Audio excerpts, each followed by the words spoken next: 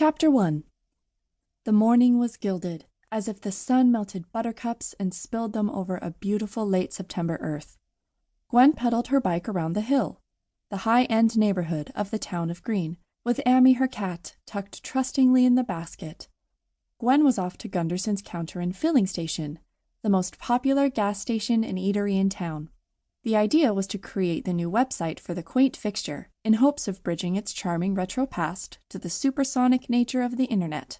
Finally, while it was the commission that got her up and out of the house as soon as the sun was bright in the sky, the hopes of chumming it up with the station's new owner, the strapping Kevin Pearson, was also a clear motivation for Gwen.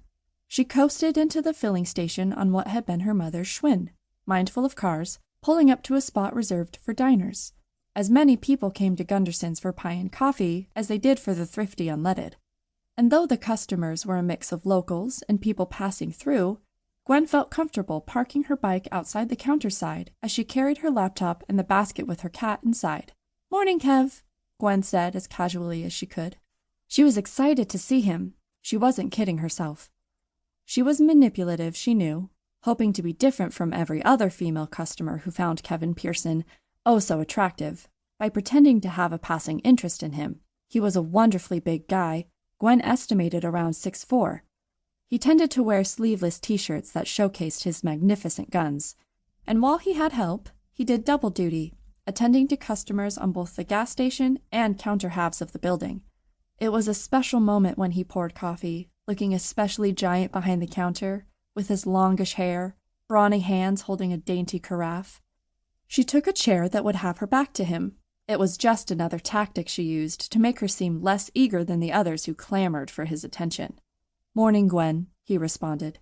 Without her asking, he poured her cup of coffee and brought it to her. Ammy had poked his nose out of the basket. Gwen drew the cover back and the cat stretched.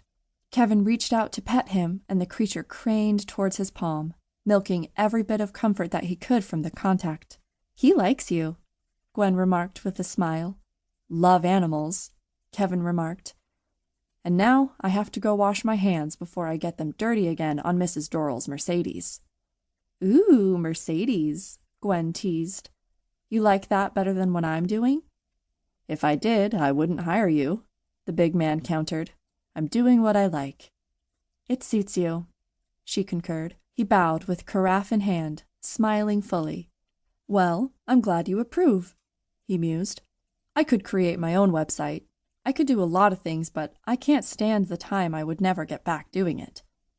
"Okay, then," Gwen grinned, raising her brows as she sipped the coffee he poured her. He made it just the way she liked, unsweetened with a little floating foam on top. He went to the trouble to create a heart in the froth for her. He was just being kind, not sending a message she knew. Still, Gwen felt special.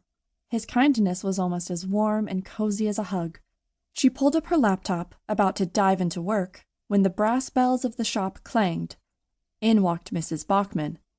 Like Mrs. Dorrell, whose Mercedes Kevin referenced, Mrs. Bachman was reputably sweet older woman who lived on the hill, the coveted neighborhood in the town of Green. She was a stout, benign-looking woman, with the features of her face lifted slightly, ready to launch a smile.